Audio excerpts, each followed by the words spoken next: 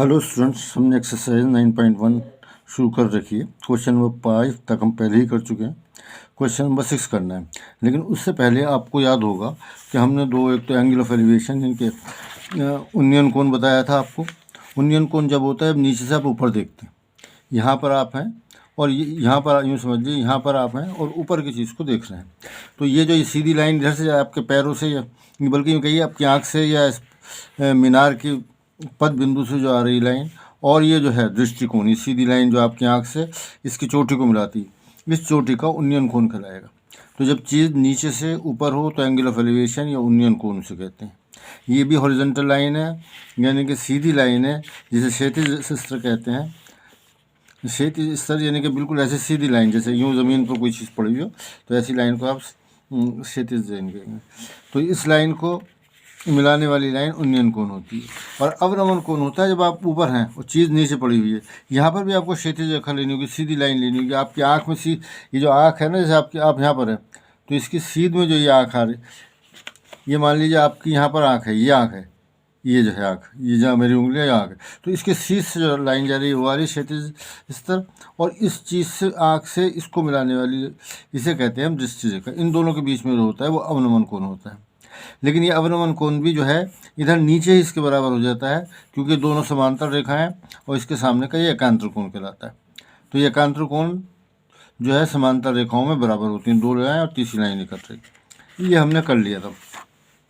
अब आते हैं हम क्वेश्चन नंबर 6 पर। क्वेश्चन नंबर 6 में कह रहे हैं एक 1.5 1.5 मीटर लंबा एक लड़का 30 मीटर ऊंचे एक भवन का कुछ दूरी पर खड़ा है। एक एक बिल्डिंग है, उससे कुछ दूरी पर एक 1.5 मीटर ऊंचा लड़का खड़ा हुआ है। जब वो ऊंचे भवन की ओर जाता है, अब उनने शुरू किया था, भवन ये है, भवन ये इधर है कहीं, वो इधर जाना शुरू किया उन्होंने उसकी तरफ, तो उसकी आँख से भवन का शिखर का उन्नयन कोण 30 से 60 हो जाता है। यानी जब वो यहाँ पर था, पहली जगह पे मौजूद था, तो उसका जो उन्नयन कोण था 30 डिग्री था। जब वो आगे आ गया तो वहाँ से उन्नयन कोण जो है 60 डिग्री हो गया। तो हमें बताइए कि वो भवन की ओर कितनी दूरी तक चला गया, कितनी दूर गया है कि उसका ये जो उन्नयन कोण जो है 30 डिग्री से 60 डिग्री हो गया। ठीक है, 1.5 मीटर लंबा लड़का है और 30 मीटर ऊँची भवन है, बिल्डिंग है। तो पहले तो मैं काम ये करता हूँ कि यहाँ पर ज़मीन बना लेता हूँ जहाँ पर कि वो लड़का चल रहा है। ठीक है, ये जो है आप समझ लीजिए, लड़का तो बिल्डिंग ये आ रही है हमारी। ठीक है, ये 30 मीटर है। अब जो है ये लड़का खड़ा हुआ है, लड़का है लड़की है, एक मिनट देख लेते हैं, बहरहाल जो भी है लड़का है। 1.5 मीटर लंबा ऊंचा और लंबा ऊंचा और 30 मीटर ऊंचा भवन है। ये लड़का जो है यहाँ पर है और इसकी ऊंचाई है 1.5 मीटर। ठीक है, यहाँ से वो एंगल ऑफ ये मान लीजिए उसकी आँख की, हालांकि ऊपर भी होगा लेकिन इतना हिस्सा नजर भूल सकते हैं। वो जो इसको देखता है तो एंगल ऑफ एलिवेशन जो है उसका, एंगल ऑफ एलिवेशन यानी कि उन्नयन कोण जो है हमेशा सीधी लाइन के साथ बनेगा ज़मीन से। ठीक है, और जो आपकी आँख से जो देख रहे हैं यहाँ से मिलाने वाली लाइन से, तो ये जो है आप जो है हॉरिजॉन्टल लाइन जो है ऐसे पहले खींचेंगे। ठीक है, जब तक ये लाइन नहीं होगी हमेशा ये लाइन खींची जाएगी, इसे ज़मीन के, यूँ समझिए ज़मीन के पैरेलल समांतर, ये हमेशा इसकी सीधी लाइन होना चाहिए, तभी आप, ये पहले कोण था 30 डिग्री। ठीक है, अब उसने क्या किया, वो कुछ दूर चला, यहाँ से यहाँ पर आ गया वो इस जगह पर। तो अब उनने देखा अवनमन को उन्नयन कोण जो है अब भी इसी लाइन के साथ बनेगा, सीधी लाइन जो है, और ये आँख, ये जो है आपके पास ये आगे दृष्टि रेखा जो उन्होंने कहा था, यहाँ उसकी आँख है एक तरह से, और ये जो है उसका शिखर है बिल्डिंग का। तो ये लाइन मिलाने, इन दोनों के बीच का जो एंगल होता है ये उसका कोण 60 हो जाता है। तो हमें बताना यह है कि वो यहाँ से यहाँ कितनी दूर चला है। यानी सपोज मैं ये लिख लेता हूँ ABCD, और AP जो है ये बॉय है, AB लिख नहीं AP लिख दो, AP जो है ये बॉय है। सही है, ये लड़का है। क्वेश्चन समझ में आ गए आपके? फिर दोबारा बता देता हूँ, एक 30 मीटर ऊंची ऐसी बिल्डिंग है। ये आपको यहाँ पे पेन जो है टेढ़ा नजर आ रहा होगा, ये मैं थोड़ा सीधा, ये अब मैंने टेढ़ा लिखा था आपको सीधा, ये 30 मीटर ऊंची बिल्डिंग है। सही है, लड़का यहाँ खड़ा हुआ है, वो एंगल ऑफ एलिवेशन देखता है तो इसी लाइन के साथ होगा, है ना। तो वो देखा 30 डिग्री है, अब वो कुछ और आगे चला, फिर उनने देखा तो एंगल ऑफ एलिवेशन 60 आ गया। ठीक है, तो हमें बताना है कि वो कितनी दूर चल कर आया, यानी AD कितना है। सही है, तो आप ये सब इसको एक्सप्लेन कर देंगे कि इसके अंदर AP जो है बॉय है, लड़का है, AP एक लड़का है, और यहाँ पे भी मैं नाम लिख लेता हूँ, CQ एक भवन या बिल्डिंग है। ठीक है, और वो जो है D जो है उसकी दूसरी पोजीशन है। तो इसके बाद आप इसे हल करना है। तो देखिए हमारे पास तरीका क्या रहना चाहिए, ये मालूम करना है हमें, AD मालूम करना है। तो देखो ये त्रिभुज लेकर BCD, सिर्फ इतनी त्रिभुज हमेशा बोली जाएगी जिसमें 90 का एंगल हो। ये मतलब ये त्रिभुज नहीं ले सकते हम किसी भी तरह से ADC, क्योंकि इसमें कोई 90 का कोण ही नहीं है, समकोण होना ज़रूरी है, बगैर समकोण के ट्रायंगल ही। तो ये जो है आपको इसमें एक तो ये त्रिभुज लेंगे CBD, तो इससे आप मालूम कर लें BD। उसके बाद आप बड़ी त्रिभुज ले लीजिए ABC, उससे मालूम कर लीजिए AB। तो आपके पास AB भी आ गया और BD भी आ गया, दोनों को माइनस करो तो क्या आएगा, AD आ जाएगा। ये तरीका हमारे पास रहेगा। तो दोनों कौन सी त्रिभुज लेनी है आपने देख लिया। लेकिन जब आप BCD त्रिभुज लेंगे या ACD त्रिभुज लेंगे तो आपको BC मालूम होना चाहिए। आपको मालूम है 30 मीटर यहाँ तक है, CQ तक, ये नहीं चलेगा, चलेगा हमें BC। तो BC देखो ये 1.5 है, तो ये भी 1.5 मीटर होगा, लड़के की ऊंचाई तो है। तो इस तरह से BC में 30 में से हम BC कम कर देंगे। ठीक है, तो इसमें मैं AP क्या है, लड़का है। ठीक है, और क्या है CQ जो है, क्या है CQ जो है भवन है ना, हाँ CQ जो है यहाँ से यहाँ तक ये भवन है, CQ भवन है ना। उसके बाद जो है वो अच्छा, उसके बाद जो है, बल्कि मैं ऐसे लिख देता हूँ, Q लिख दिया DR, AP और DR ये दोनों लड़के हैं, ये यहाँ से यहाँ चल के यहाँ आ गए। और बाकी चीज़ आप खुद अपने अल्फाज में लिख लीजिए, अपने वर्ड्स में लिख लीजिएगा कि AP एक लड़का है, CQ एक भवन है, एंगल ऑफ उन्नयन कोण जो है A से 30 डिग्री है, उन्नयन कोण D से 60 डिग्री है। ठीक है, तो अब मैं क्योंकि त्रिभुज ये लेनी है BCD, इसी में हमारे पास जो एंगल है यहाँ बन रहा है, यहाँ नहीं बन रहा, तो और ना कोई त्रिभुज यहाँ बन रही है, तो आप लिखेंगे, अच्छा कोई सी भी त्रिभुज ले सकते हैं आप। पहले मैं ABC ले लो या BDC ले लो, पहले मैं ABC ले लेता हूँ। ABC त्रिभुज ABC में, सही है। यहाँ देखिए आपको मैंने बताया, आपको जो चीज़ आपको मालूम करनी है वो लेनी होती है, और जो चीज़ दी हुई है वो लेनी होती है। सही है, जो चीज़ मालूम करनी है वो, तो हमें BC ये दिया हुआ है, ये मालूम कर सकते हैं। दिया पहले तो BC ये निकाल लीजिए, BC कितना होगा, ये कुल हाइट 30 है, ये जो है कम हो गया क्योंकि यहाँ से देखा जा रहा है, तो ये है ना, ये इतनी ऊंचाई, तो ये हिस्सा कम हो गया, तो इसमें से 1.5 माइनस कर देते हैं। तो 10 में से 5 जाएगा तो 5 आएगा, 9 में से 1 गया तो 8 आ गया, और ये 28 पॉइंट मीटर हो गया। त्रिभुज ABC में BC तो ये हो गया। ठीक है, और हमें AB हम मालूम करना चाहते हैं कितना है, ताकि AB में से माइनस कर दें। तो यानी दो हमें बुझाएं, दो इस त्रिभुज में दो लेनी है, एक तो BC और AB। देखो BC हो गया लंब इसके सामने, और AB हो गया आधार, तो लंब बटा आधार टेंजेंट हो गया। तो ये मैं टेंजेंट लिख रहा हूँ, tangent 30 is equal to BC बटा AB। अच्छा, अब मैं एक बात आपको बता दूं कि अब जो है ज़्यादातर से क्वेश्चन जो है एग्ज़ाम में भी, जिसमें जो है बस ये टेंजेंट थीटा ही आता है, ये लाइन तो कोई होती नहीं, तो इमेजिनरी लाइन है कि आदमी यहाँ से यहाँ देख रहा है, वो लाइन है। तो यहाँ कोई सीढ़ी थोड़ी है, कोई रस्सी थोड़ी बन रही है, वो शुरू के क्वेश्चन में दे देता, वो आसान थे। तो ये आपको वैल्यूज जो है, कम से कम ये वैल्यूज जो है अब तक याद कर लें, तो आपको सिर्फ 3 वैल्यूज़ जो यूज़ होंगी, टेंजेंट 30, 1/√3 वैसे तो सब याद करना चाहिए क्योंकि वो भी आएंगी। टेंजेंट 60 इज इक्वल टू √3, वो भी कहीं भी दे सकते हैं। और टेंजेंट 45 1 इज इक्वल टू 1। तो ये आपको याद करना है। और याद रखिए जहाँ टेंजेंट आ रहा है वहाँ कोटेंजेंट, आप ये भी लिख सकते थे AB/BC, तो कोटेंजेंट लिख सकते हो, मत लिखिए क्योंकि उसकी वैल्यू में आप कंफ्यूज होंगे। ये तो कम से कम पक्की याद कर लें। जहाँ पे आप इसे AB की जगह ये लिखा है, मैं AB/BC भी लिख सकता था, फिर cot 30 लिखना पड़ता है ना। अगर आपको याद है तो कोई फ़र्क की बात नहीं है, लेकिन जब तक याद नहीं है तो ये वाली वैल्यू यूज़ करें जहाँ पे ये दोनों यूज़ कर रहे हैं और टेंजेंट लें। ये आ गया इज इक्वल टू दिस। और BC कितना है, ये है आपके पास, हमने निकाला 28.5। और AB कितना है वो तो हमें मालूम ही करना है। तो टेंजेंट 30 की वैल्यू मैंने यहाँ लिखी है 1/√3 इज इक्वल टू 28 पॉइंट। अभी आप देखेंगे सिर्फ 10 ये वैल्यू ज़्यादा यूज़ होंगी सारी पूरी एक्सरसाइज में। 28.5 AB क्रॉस मल्टीप्लाई कर लीजिए। AB is equal to 28.5√3 metre.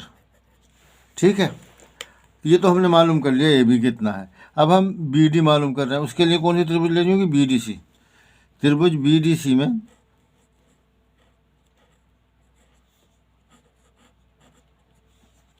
वही BC/BD हमें मालूम ही करना है, BC हमें मालूम है, इज इक्वल टू टेंजेंट 60। वही ले रहे हैं लंब बटा आधार, तो यही आएगा टेंजेंट 60। और यहाँ से आपके पास आ जाएगा BC कितना है, वही 28.5, और BD आपको मालूम ही करना है, ये बराबर आ गया √3। सही है। तो यहाँ से आप लिख सकते हैं, चलो यहाँ लिख लेता हूँ, √3 को BD से मल्टीप्लाई करना है, √3 BD बराबर 28.5, 28.5 हो गया, है ना। तो BD बराबर आ गया, ये बटा में आ जाएगा, BD इज इक्वल टू 28.5/√3। मैं ऐसा करता हूँ, सर रेशनलाइज कर लेता हूँ, √3 से ऊपर नीचे मल्टीप्लाई कर देता हूँ, तो ये आ गया 28.5√3। नीचे आ गया, अच्छा √3 से मल्टीप्लाई किया ये गलत, तो √3 को √3 से मल्टीप्लाई करेंगे तो 3 आएगा। हमेशा ऊपर नीचे एक ही नंबर से मल्टीप्लाई करते हैं, ठीक है।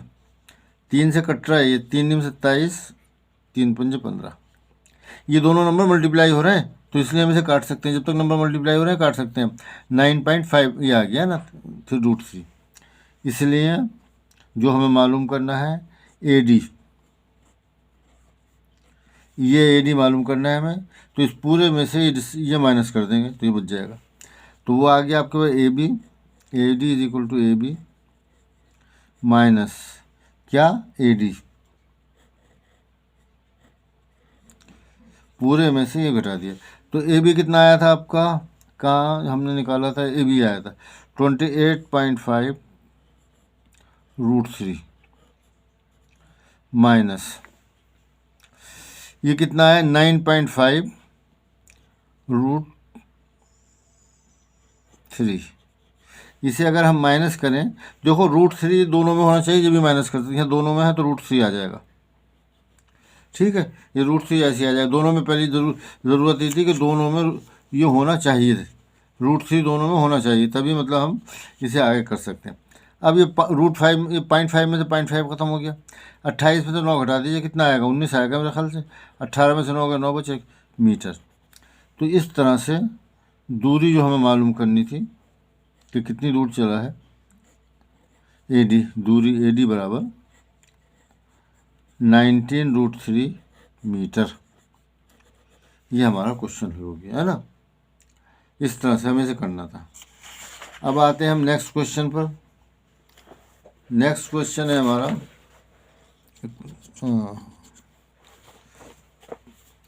इसमें क्या कह रहे हैं, क्वेश्चन नंबर 7। क्वेश्चन नंबर 7 कह रहे हैं भूमि के एक बिंदु से एक 20 मीटर ऊंचे भवन के शिखर पर लगी एक संचार मीनार का तल और शिखर का उन्नयन कोण 45 डिग्री और 60 डिग्री है, तो मीनार की ऊंचाई ज्ञात कीजिए। अब जो है एक मीनार है,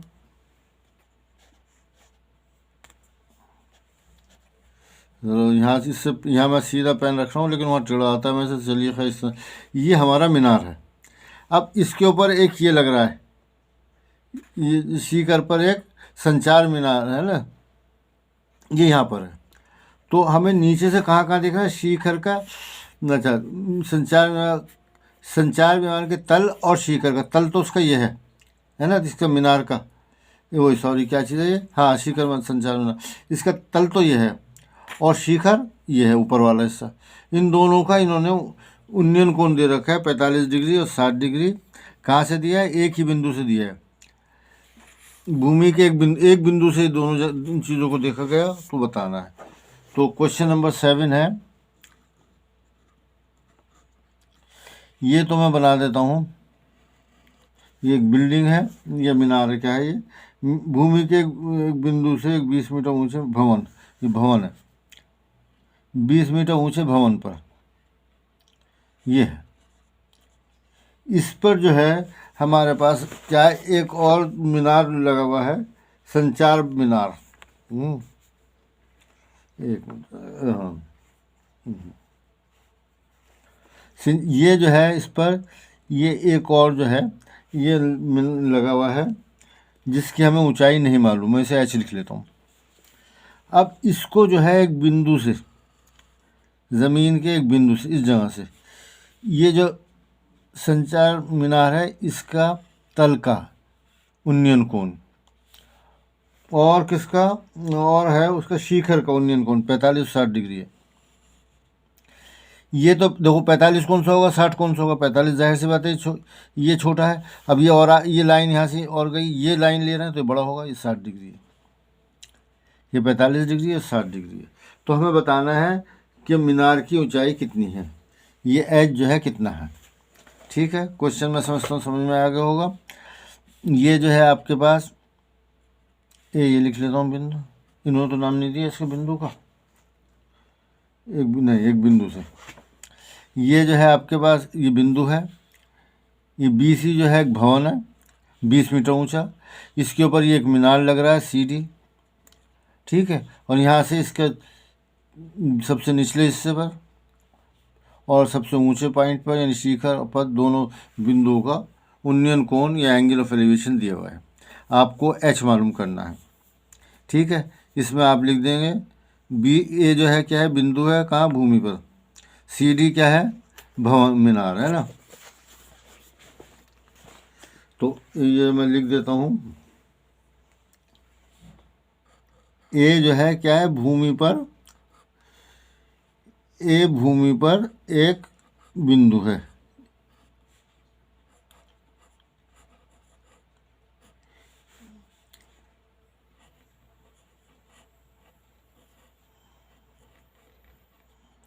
एक बिंदु है, ठीक है।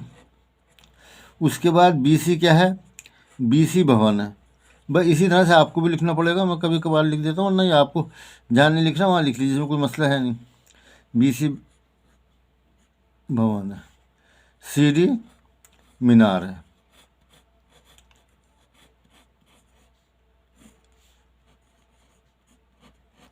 और चाहें तो ये भी लिख सकते हैं कि ये वो तो खैर नज़र आ रहा है, C जो है इसका पद बिंदु है, D जो है शिखर है।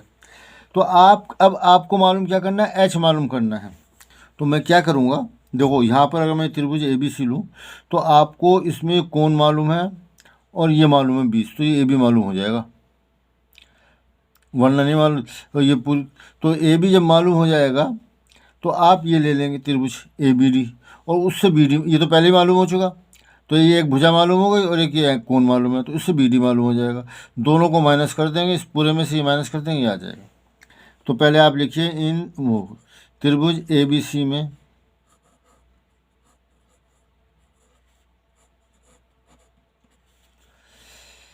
त्रिभुज ABC में वही मैं देखो BC बटा AB, तो क्या आएगा, BC बटा AB लंब बटा आधार टेंजेंट देखो यहाँ पर जो है ये त्रिभुज ले रहा हूँ मैं, तो कोण ये वाला लेना पड़ेगा 45, ठीक है। बी सी कितना है, 20 है। ए बी कितना है वो तो आपको मालूम ही करना है। और टेंजेंट 45 मैंने कहा 3 वैल्यूज याद रखिए, वहाँ पे टेंजेंट 45 1 रखा है, इसे 2-4 बार दोहरा लीजिएगा। ये मैंने यहाँ लिखी थी टेंजेंट 30 1/√3 से कहीं लिख लीजिए, याद कर लीजिए। पूरी एक्सरसाइज में सिर्फ यही एंगल यूज होंगे, टेंजेंट 30 1/√3, टेंजेंट 60 √3, टेंजेंट 45 1। ये आप अभी याद कर लेंगे तो यूज़ में आ जाएगा और याद हो जाएगा आपको, फिर अलग से याद करेंगे तो प्रॉब्लम होगी। क्रॉस मल्टीप्लाई कीजिए, A B is equal to 20, ठीक है। ये तो मैंने मालूम कर लिया ए बी। अब मैं त्रिभुज ए बी डी ले रहा हूँ ताकि मुझे बी डी मालूम हो जाए। त्रिभुज ए बी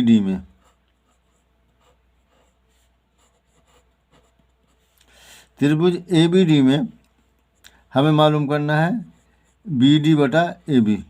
बी डी और ए बी कॉट में भी आता है, लेकिन वो आपको नहीं लिखना है, लिखना वही है क्योंकि टेंजेंट की वैल्यू हमने याद की है, लंब बटा कर्ण, वो सॉरी लंब बटा आधार। तो ये है टेंजेंट 60।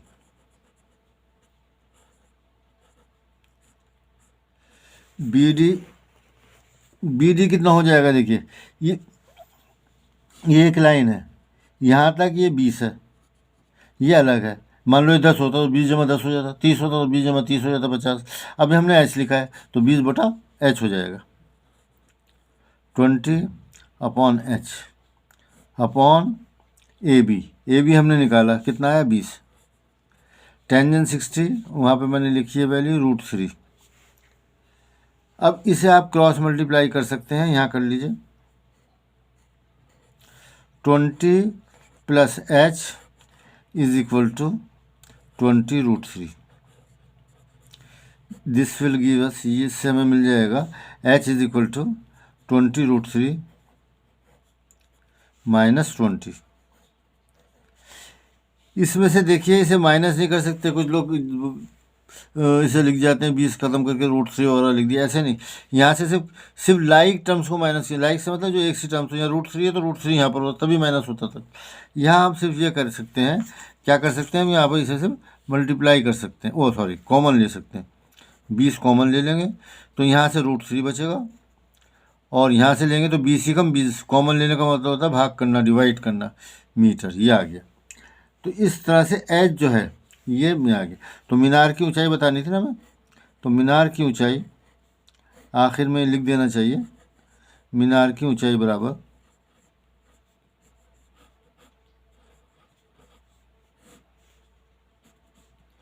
20√3 - 1 मीटर। ये -1 है, कभी आप इसे प्लस का साइन समझ लें, ये वह जल्दी में लिखा गया है मीटर। ये हमारा आंसर आ गया, क्वेश्चन नंबर ये हो गया आपका 7। क्वेश्चन नंबर 7 के बाद जो है हम आते हैं क्वेश्चन नंबर 8 पर। एक पेडिस्टल का शिखर पर एक, अच्छा पेडिस्टल कहते हैं इसमें मूर्तियों खंबे वंबे खड़े होते हैं, लगा देते हैं ताकि उसको कोई मूर्ति वगैरह रख दें, कि झंडे वगैरह भी जो लगाते हैं, वो जो है नीचे का हिस्सा जो है वो पेडिस्टल कहलाता है, ठीक है। जैसे ये बन रहा है यहाँ फिगर देखिए ना, ये सब ये इसके ऊपर ये मीनार बन रहा है तो ये पेडिस्टल कहलाएगा, जिस पर कोई चीज़ रखी हो। एक पेडिस्टल के शिखर पर एक, अच्छा ये इंग्लिश का वर्ड है, एक पेडिस्टल के शिखर पर एक 1.6 मीटर ऊंची मूर्ति लगी हुई है। ये जो है हमारा पेडिस्टल है ये, और इसके ऊपर ये मूर्ति जो है लगी हुई है ऐसे, इस पर ये मूर्ति जो है ऊपर से लगा दी, जैसे ऊपर लगा। भूमि के एक बिंदु से मूर्ति के शिखर का उन्नयन कोण 60 है। मूर्ति जो है उसके शिखर का, यानी अगर मूर्ति ये लग रही है हमारे पास तो इसका शिखर ये है, इसकी बात कर रहे हैं, 60 है, और उसी बिंदु से पेडिस्टल का शिखर का उन्नयन कोण 45 है, ठीक है। और पेडिस्टल जो नीचे का हिस्सा है, ये नीचे का हिस्सा जो है, ये जो नीचे ये जो है इसका शिखर ये, यानी कि सीधा सीधा यूँ कह दिए ये जो मूर्ति है उसका सबसे निचला हिस्सा जो है ये वाला हिस्सा, दोनों किसी तरह से भी कह सकते थे। पेडिस्टल की ऊंचाई ज्ञात कीजिए। तो क्वेश्चन ये आपका उसी तरह से हो गया जैसे कि आपने इससे पहले वाले क्वेश्चन पे किया था। क्वेश्चन नंबर 8, यहाँ पर ये हमारा पेडिस्टल है, ए बी पेडिस्टल दिया हुआ है इन्होंने, और इस बार इसकी जो है हमें ऊंचाई ज्ञात करनी है, मालूम नहीं है। पहले मरतबा जो था वो बिल्डिंग थी, उसकी ऊंचाई दे रखी थी 20 मीटर, और ये जो है यहाँ पे इन्होंने इसे मूर्ति कह दिया। क्वेश्चन वही है, वहाँ पे मीनार था, यहाँ पे इसकी ऊंचाई दे रखी है इन्होंने, कितनी है, कहाँ गया, 1.6 मीटर। सही है, ये ऊंचाई दे रखी है इसकी क्या कहना चाहिए, मूर्ति की। अब जो है इधर ले लेते हैं, ज़्यादा अच्छा रहेगा, ये चलो इधर ही ले लो। ये जो है कह रहे हैं कि बिंदु से मूर्ति के शिखर की उन्नयन कोण 60 है।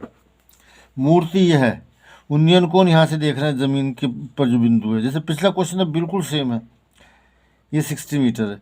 सिर्फ फ़र्क यह है कि यहाँ पर ऊंचाई दी हुई थी और ये मालूम करना था, यहाँ पर ये दिया हुआ है और ये मालूम करना है, 60 मीटर आ गया। और उसके बाद जो है इसका जो शिखर है, यानी इसका वही सबसे निचला हिस्सा जो है, ये जो है ये 45 दे रखा है।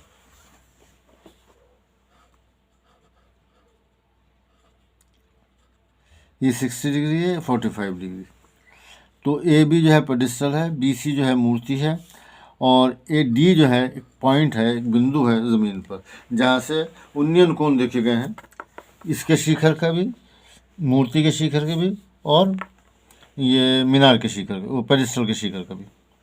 तो अब हम जो है, पहले हमें ये मालूम था और ये कोण मालूम था, उससे हमने आसानी से जो है ए डी मालूम कर लिया था। यहाँ पर आप ए डी नहीं मालूम कर सकते, क्योंकि ना तो एच मालूम है, सिर्फ एक कोण मालूम है। ये सिचुएशन इसके साथ भी है, यहाँ पर तो पूरी ऊंचाई भी नहीं मालूम, सिर्फ कोण मालूम है। तो इसके लिए मैं क्या कर रहा हूँ, ये 45 का और ये 60 का है। इसके लिए मैं इसे एच और इसे एक्स ले लेता हूँ, दो इक्वेशन बनाएंगे और फिर उन्हें सॉल्व करेंगे, हल करेंगे। तो मैं पहले हम लेते हैं त्रिभुज ए बी और डी में, त्रिभुज ए बी डी में हमने लिया, क्या लिया हमने, ए बी बटा, वही टेंजेंट थीटा लूँगा मैं, क्योंकि ए बी बटा ए डी, देख लीजिए टेंजेंट ही टेंजेंट आता रहेगा, ए बी बटा ए डी बराबर ये वाला है, तो टेंजेंट 45। ओहो, अच्छा वो लिखना मुझे ध्यान रह नहीं रहा कि बी सी मूर्ति है, ये सब आप खुद लिखेंगे। बी सी मूर्ति है, ए बी पेडिस्टल है, डी एक बिंदु है ज़मीन पर। तो ए बी की वैल्यू हमें नहीं पता, लेकिन एच हमने सपोज कर लिया है। और ए डी जो है हमने एक्स ले लिया है, और टेंजेंट 45 1 होता है। यहाँ से हमारे पास आ गया कि एच और एक्स दोनों बराबर हैं, क्रॉस मल्टीप्लाई करेंगे तो H is equal to X metre. ये हमारे पास एक चीज़ ये आ गई, इसको हमें इस्तेमाल करके दूसरी क्वेश्चन से ले लें। अब दूसरी जो है समकोण त्रिभुज है कि ये ए डी सी, सिर्फ समकोण त्रिभुज ली जाती है, ये त्रिभुज नहीं ले सकते हम किसी भी तरह से, बी सी डी ये वाली त्रिभुज नहीं ले सकते। त्रिभुज लेंगे हम ये बड़ी वाली, जिसमें कोण ए आ रहा है वो 90 का है। त्रिभुज ए बी नहीं, त्रिभुज ए सी डी में यहाँ हम लिख लेते हैं ए सी बटा ए डी। ए सी जो है देखो मालूम नहीं है हमें, लेकिन ये मालूम है इतना हिस्सा एच है, इतना हिस्सा 1.6 है, तो दोनों को प्लस कर लें तो टोटल हाइट आ जाएगी इसी। तो ऐसे इसे लिख लेंगे एच प्लस 1.6, ये तो ए सी आ गया। ए बी जो ए डी जो है हमें मालूम है, पहले भी एक्स लिखा था, अब भी एक्स लिखा है, इज इक्वल टू कितना होगा, ये टेंजेंट 60, बड़ा वाला एंगल होगा, ये बड़ी त्रिभुज लिए था। तो यहाँ से आ गया आपके पास H plus 1.6 upon X is equal to √3। इसे आप तिरछी गुणा कर लीजिए, क्रॉस मल्टीप्लाई कर लीजिए, H plus 1.6 is equal to, ये ऐसे मल्टीप्लाई होगा √3x। ये हमारे पास इक्वेशन आ गई दूसरी। हमें बताना है इसमें एच की वैल्यू, हाइट इसकी क्या कहते हैं, पेडिस्टल की हाइट बतानी है आपको, ए भी बतानी है, यानी कि एच। तो एच बताना है हमें, तो हम ऐसा कर सकते हैं कि यहाँ पर जो है एक्स की जगह एच लिख दें। ठीक है, एक्स की जगह पर एच लिख दें, क्योंकि दोनों बराबर हैं। तो एच, एक्स एक्स ख़त्म हो जाए, एच की वैल्यू आ जाएगी। तो क्योंकि एच बराबर एक्स, ये 1 से लिख रहा हूँ मैं, इसलिए H plus 1.6 is equal to √3x, √3h। इसको मैंने एच ये लिख दिया, एक्स को एच लिख दिया। अब आपको एक्स एच की वैल्यू निकालनी है, तो दोनों एक्स इधर ले आइए, इधर लेके आओगे तो माइनस का हो जाएगा। तो आसानी ये है कि इसको ले जाओ, फिर उसे प्लस करना पड़ेगा। तो इधर 1.6 बच जाएगा, यहाँ पे √3h माइनस एच। ठीक है, यहाँ से आप चाहें तो, चाहें कि ये करना चाहिए हमें, √3 कॉमन, वो एच कॉमन ले लेते हैं, यहाँ से √3 आ गया, ये -1 आ गया। तो h इज इक्वल टू 1.6 √3 -1। ठीक है, इसमें से अगर आपको रूट ख़त्म करना होता है, इस तरह की जब दो टर्म्स होती हैं, तो हम मल्टीप्लाई करते हैं, ये साइन बदल कर ऊपर नीचे, यानी 1.6 इंटू रूट, चलो अभी √3 + 1 इंटू √3 + 1। इससे नीचे इसका साइन बदल कर ऊपर नीचे दोनों जगह मल्टीप्लाई कर लिया। ठीक है, तो ये मैंने दोबारा क्यों लिख दिया है, ये कुछ नहीं आएगा, इससे ज़रा दोबारा थोड़ा सा सही नहीं लिखा गया। ये आ गया आपके पास h is equal to √3, h is equal to, इधर लिखना है हमें, तो h is equal to 1.6 upon √3 -1। ठीक है, इज इक्वल टू का निशान लगा लीजिए पहले, 1.6 अपॉन √3 -1, ये तो आपको पहले से दिया हुआ है, ये तो ये है, इनटू इसका साइन चेंज करके लिखा जाता है √3 + 1 और √3 + 1। सही है, इज इक्वल टू 1.6 और ये √3 + 1 आ गया। नीचे जो है हमारे पास फार्मूला बन रहा है a - b into a + b। ये कितने के बराबर होता है, a - b into a + b? बहुत यूज होता है फार्मूला, a² - b², और शायद याद भी होगा आपको, a² - b², है ना, यही होता है। तो नीचे आ गया √3 का स्क्वायर -1 का square is equal to 1.6 into √3 क्या आएगा, √3 + 1, और नीचे आ जाएगा ये 3, √3 का स्क्वायर क्या होगा, रूट और स्क्वायर कैंसिल हो जाते हैं, -1, 1 का स्क्वायर -1, 1.6 इंटू √3 + 1 अपॉन 2 से इसे काटा, ये हमारा 0.8 आ गया। तो आंसर हमारे पास आ गया 0.8 √3 + 1 मीटर। ये हमारे पास हाइट उसकी आ गई है पेडिस्टल की। इसे आप चाहें तो 0.8 को 8/10 कर सकते हैं, काट सकते हैं 4/5। अच्छा, √3 की इन्होंने वैल्यूज दी नहीं है, ऐसे ही लिख रखा है। आंसर्स जो है ना इसी तरह से है कि इन्होंने वैल्यूज नहीं दी है उसकी, √3 को √3 लिख दिया, तो ये आपको आसानी है एक तरह से। लेकिन वैसे √3 की वैल्यू मालूम होना चाहिए 1.732, और जनरली कभी 1.73 ले लेते हैं, ज़्यादा एक्यूरेसी चाहिए तो 1.732 ले लेते हैं। ये हमने क्वेश्चन किया है, और तो भवन की ऊंचाई ज्ञात कीजिए। हमने क्वेश्चन किया है, एक क्वेश्चन नंबर 8 है ना, 8 किया। अब हमें 9 करना है। 9, क्वेश्चन नंबर 9 में है, और थोड़ा इधर लिख लूँ ताकि शायद ज़्यादा साफ, बुक आपके पास होना चाहिए। एक मीनार के पद बिंदु से, यानी बिल्कुल निचले हिस्से से, इस जगह से एक भवन के शिखर का उन्नयन कोण 30 डिग्री, ठीक है, और भवन के पाद बिंदु से, समझ गए ना, एक तरफ बिल्डिंग है और एक तरफ मीनार है, एक के पाद बिंदु से यानी सबसे निचले हिस्से से उन्नयन कोण दिया हुआ है, दूसरे के पाद बिंदु से उन्नयन कोण दे रखा दोनों का। ठीक है, तो तीसरा, और भवन के पाद बिंदु से मीनार के शिखर का उन्नयन कोण 60 डिग्री है। यदि मीनार 23 मीटर ऊंचा है तो भवन की ऊंचाई ज्ञात कीजिए। क्वेश्चन तो गालिबन समझ में आ ही गया होगा आपके। क्वेश्चन नंबर है हमारा 9। क्वेश्चन नंबर 9 है। अच्छा, उसके बाद 9 में कह रहा, अच्छा हाँ, देखिए एक तरफ बिल्डिंग है, भवन है एक तरफ, और एक तरफ मीनार है। अब हमें पता नहीं इसमें कौन सा बिल्डिंग है और कौन सा मीनार है। ठीक है ना, ये तो और मालूम होना ये ज़रूरी है, जब भी तो हम लेंगे।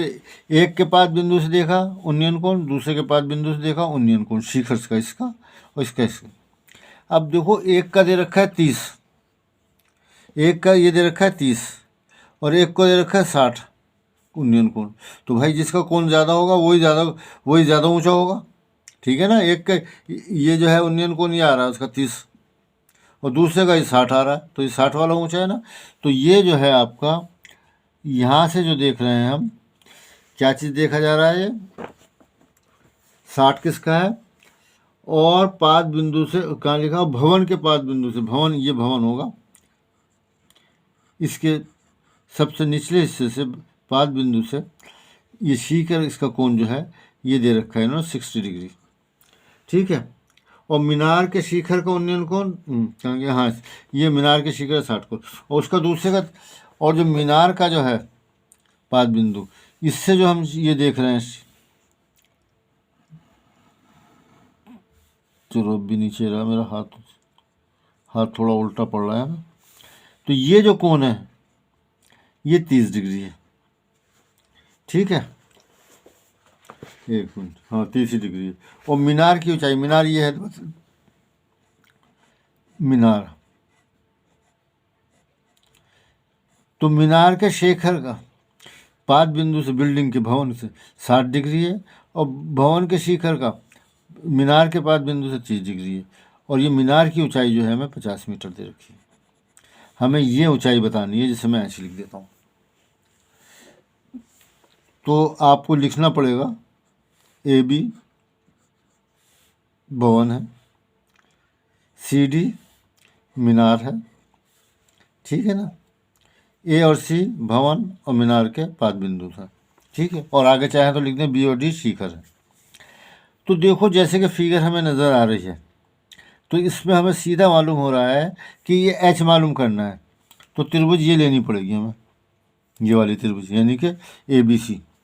इसके अंदर हमें कुछ भी नहीं मालूम इस वक्त, न AC मालूम है न सिर्फ कोण मालूम है 30 है, लेकिन हम AC जो है इस त्रिभुज से मालूम कर सकते हैं। इसकी एक भुजा मालूम है और ये कोण मालूम है 60 का, तो हम इससे पहले AC मालूम करेंगे फिर ये ले लेंगे। तो लिख लीजिए त्रिभुज ACD में ACD में वही लंब बटा आधार लूँगा मैं, AD बटा AC बराबर, ये इस त्रिभुज के अंदर है तो ये वाला आ रहा है ना, = tan 60, जिससे आ जाएगा, ये क्या लिख दिया मैंने, लिखना है CD, लंब जो है CD है, CD बटा AC, ठीक है ना, लंब बटा आधार टेंजेंट 60। अब CD तो हमें मालूम है, ये 50 मीटर दे रखा है, 50। AC कितना है, AC को x मान लेते हैं, वो आ जाएगी C वैल्यू, बराबर टेंजेंट 60 कितना होता है, √3।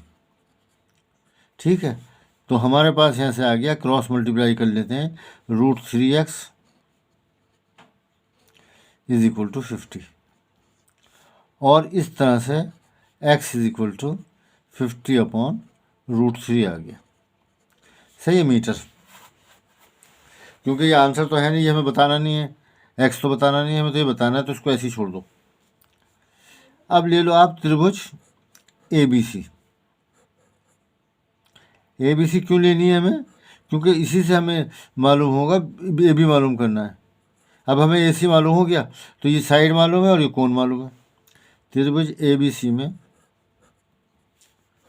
ए बी बटा यानी कि लंब बटा आधार ए बी बटा ए सी, तो ये हो जाएगा ए बी ये है, ए सी है, त्रिभुज ये वाली है ए बी सी, ये वाला कोण नहीं, ये है टेंजेंट 30 इज, यहाँ से इम्प्लाई जेड का साइन बना दीजिए। ए बी कितना है हमें पता नहीं, वो तो मालूम ही करना है, ऐसे लिख लेते हैं इसे। ए सी कितना है, एक्स है, इज इक्वल टू 1/√3। ठीक है, क्रॉस मल्टीप्लाई कर दो इसे, √3h is equal to x. ठीक है, मैं ऐसा करता हूँ, एच की वैल्यू यहाँ एक्स की वैल्यू लिख दूँ, यहाँ पे एक्स की वैल्यू लिख देता हूँ, ये है √3h is equal to 50/√3। Cross multiply कर लीजिए तिरछी, √3h into √3 is equal to 50, और ये 3h is equal to 50/3 metre.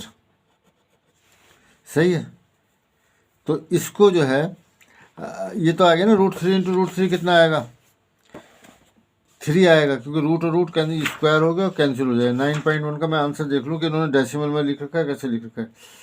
तो क्या था 9.1, तो जैसे आंसर इन्होंने दिया वैसे तो इतना भी ठीक है, डेसिमल में लाए वो भी ठीक रहेगा, लेकिन यह है कि जो इन्होंने दे रखा है वो ज़्यादा, तो आपको इत्मीनान हो जाएगा कि हाँ क्वेश्चन जो है हमने सही किया है।